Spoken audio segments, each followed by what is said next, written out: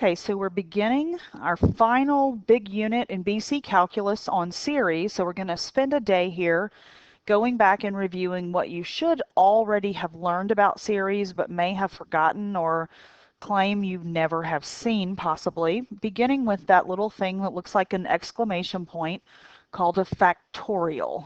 Okay, by definition, a factorial means that that number in front of the factorial, for instance, if this was 5 factorial, you start with 5 and you multiply by every number below 5, so 5 and 4 and 3 and everything all the way down to 1. So 7 factorial would mean 7 times 6 times 5 times 4 times 3 times 2 times 1. This has a lot of usefulness and probability. We don't use it much other than that, but it does come up a lot in series. Now, one thing that we do want to be able to do is simplify with some factorials, and there's some little shortcuts that I want to make sure that you remember. Okay, for the first example, 12 factorial divided by 9 factorial. Okay, if we had to do this without a calculator, okay, it would be very tedious to work out all of 12 times 11 times 10 times 9 and all of that. However, if we think about this, if we were to expand out 12 factorial, okay, everything from 9 on down is the same thing as what's going to be in the 9 factorial in the denominator. So I'm going to stop here, and I'm going to just say that 12 factorial is 12 times 11 times 10 times all the numbers from 9 factorial, and I'm dividing that by 9 factorial. So both of the 9 factorials would reduce because everything from 9 down to 1 would be in common, a common factor, and so I can reduce those. And so all I'm left with that I need to multiply, especially if this is a no calculator for some reason, all I really need to multiply is 12 times 11, which is 132, times 10, so 1,320. Okay? Now, sometimes you'll see more than one factorial in the denominator, and that's not to say that these are the only things you could ever see, but these are common things that you might see. If you have more than one, then I'm going to take the largest one, like the 12, and I'm going to do just like what I did before. I'm going to stop at 9 factorial.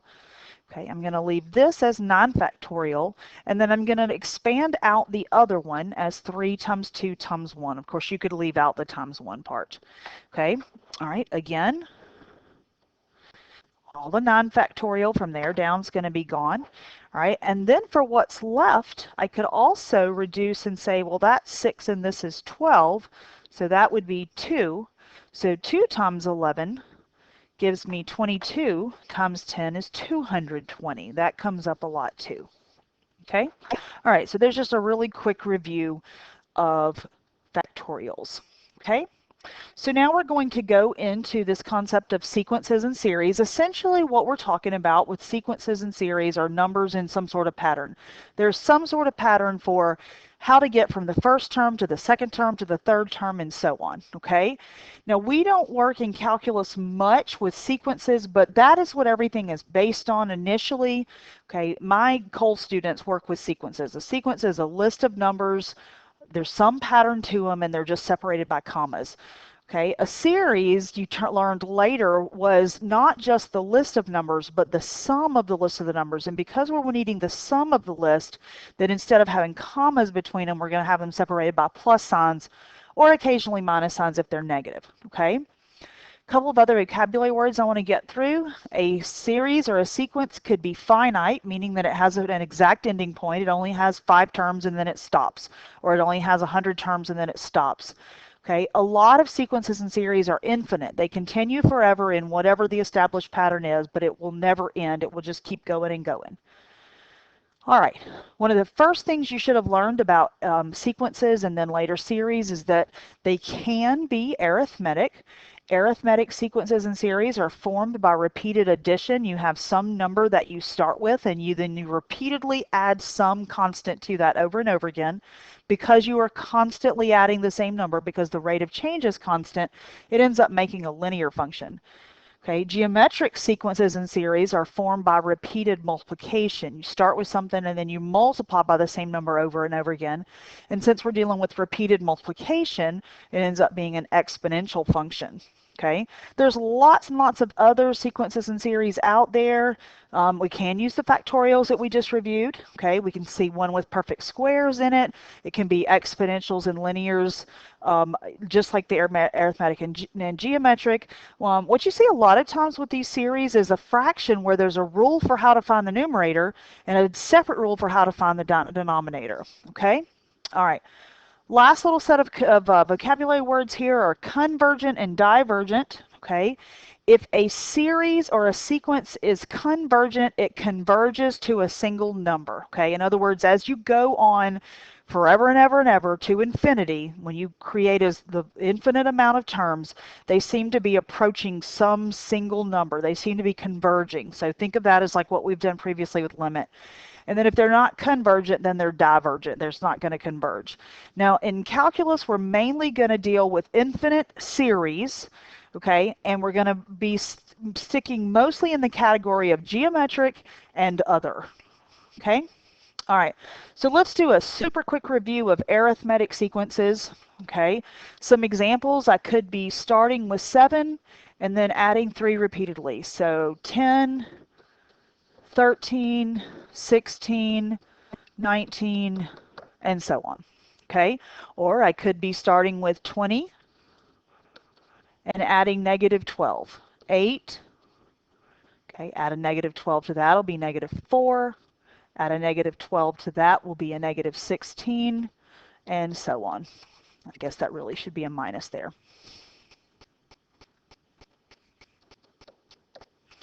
Okay, now you learned some formulas for arithmetic sequences and series.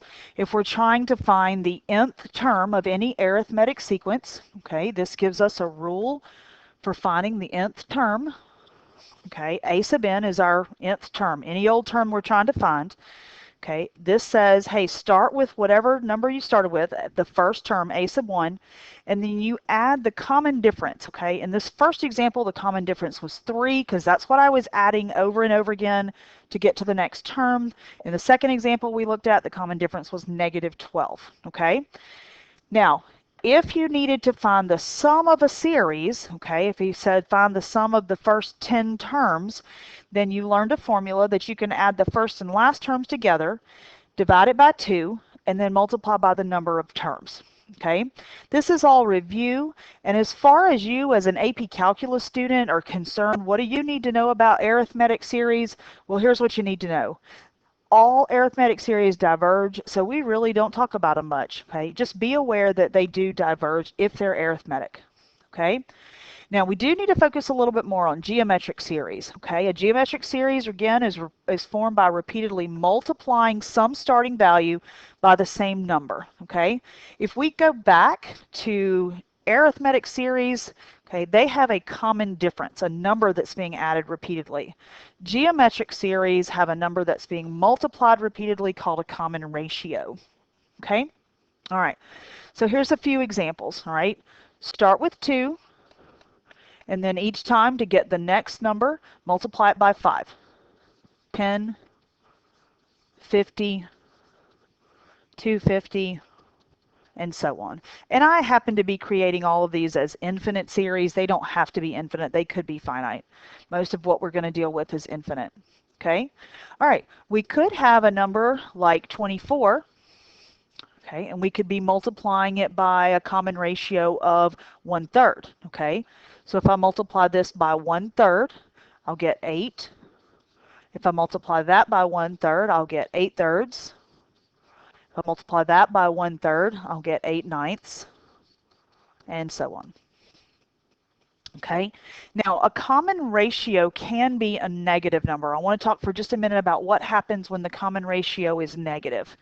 Okay, if I start with, let's say, 100, and I multiply that by a negative 2, so the next term will be negative 200.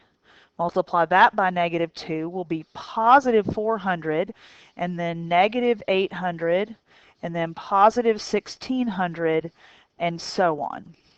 Okay, so if the common ratio is negative, you should notice that we're alternating signs, because if you take a positive and multiply it by a negative, it's now negative.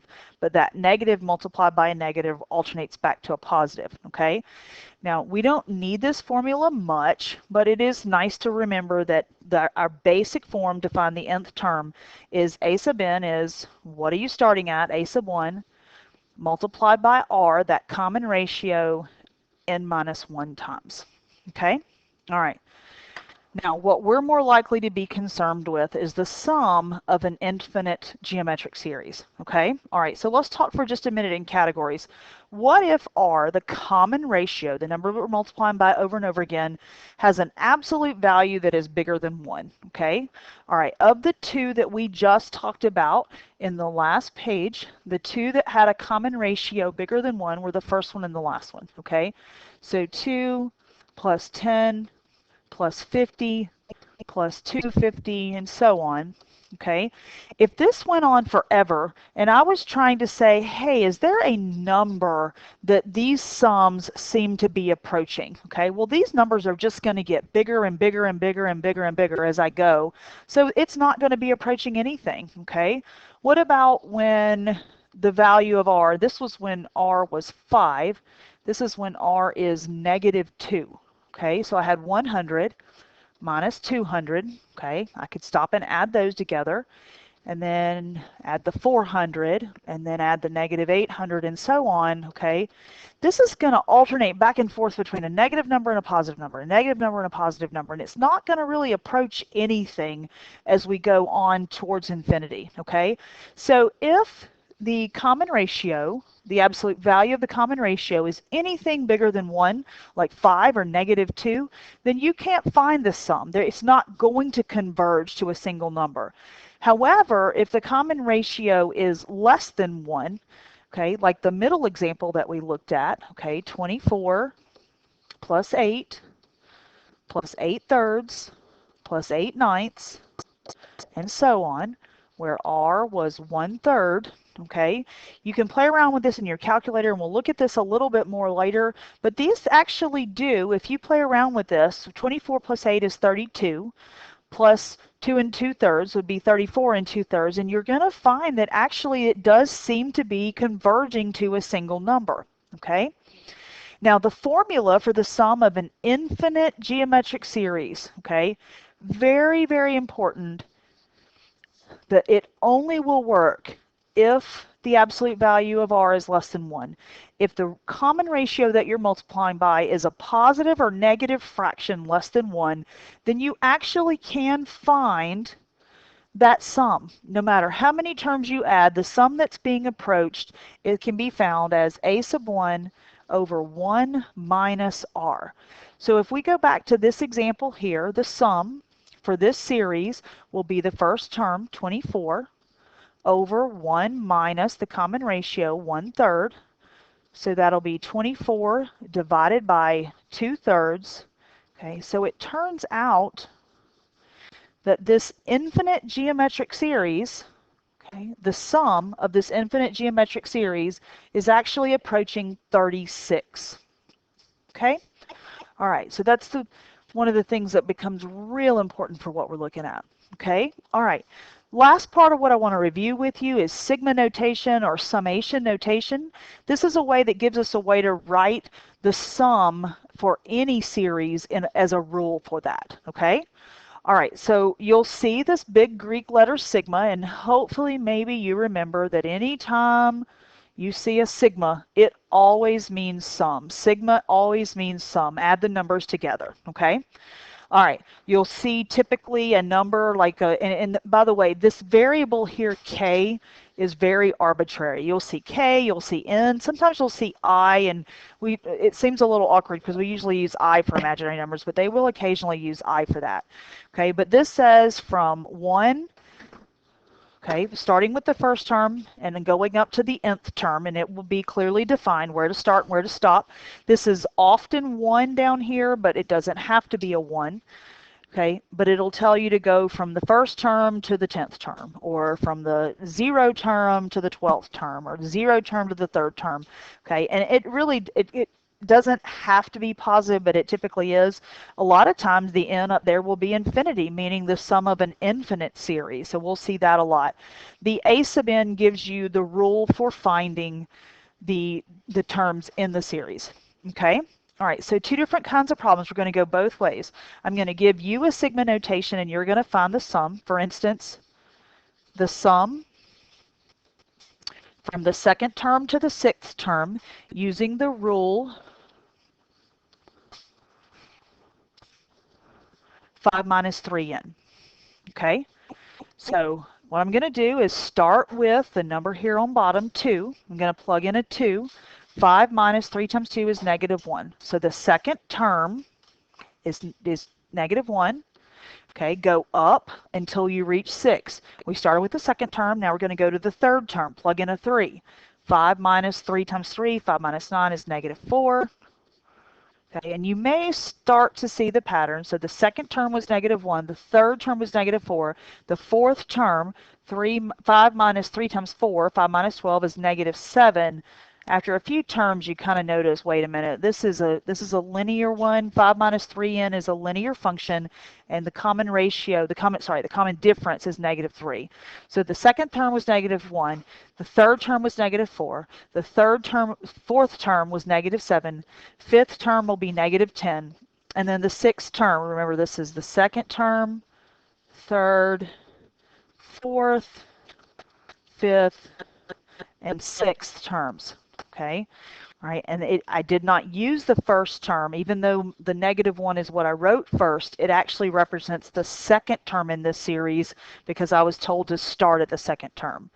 So last one was negative 13. Okay, we can just verify that real quickly. 5 minus 3 times 6, 5 minus 18 is negative 13. And then you just add these up. Okay, so negative 10, negative 30, negative 35 is what I got. Okay. So I could give you sigma notation and ask you to expand it out, okay, and find the sum. And again, eventually we're going to start looking at some that have infinities on them, okay? All right, then I could also do it the other way. I could give you a sum and ask you to write it in sigma notation, okay? For instance, let's do 5, oops, not a comma, okay, plus 10 plus 20 plus 40 and so on. Okay, the dot dot dot means that this is an infinite series. Okay, now there's going to be more than one answer often. Okay, it just kind of depends on how you want to look at this. If I consider 5 to be the first term, which it can be, it doesn't have to be, but it can be, then I'm saying, okay, starting from the first term and going through the infinite term. That dot dot dot told me that this was an infinite series. Okay, look for the rule. How are we getting from one term to the next? We're multiplying by 2. Okay, so we use our rule for geometric series. 5 times 2 to the n minus 1. Okay, so that would be the sigma notation for this. Again, not the only answer, but it will work. Okay, some people will write from k equals 0 to infinity of 5 times 2 to the n. Same thing, it would give you the exact same series that I have there. All right, now you also will be asked to find partial sums, and I'll explain tomorrow why this would ever be important. Okay, but if we had from k equals 1 to infinity, okay, and the rule is 1 over k squared, okay, and I ask for the sixth partial sum. Okay, that just means the sum of the first 6 terms. Even though this happens to be an infinite series, I only want to find the sum of the first 6 numbers in the series. Okay, so substitute in 1, we'll get 1 over 1 is 1. Substitute in 2, we'll get 1 over 4 is 1/4.